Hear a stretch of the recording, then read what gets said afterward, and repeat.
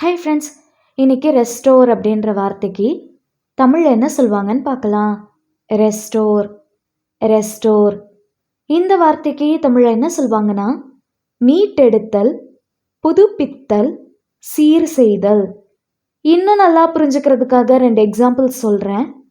First example, efforts are being made to restore the damaged building.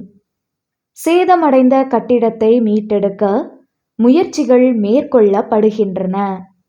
Second example, the project aims to restore the natural habitat of the wild life.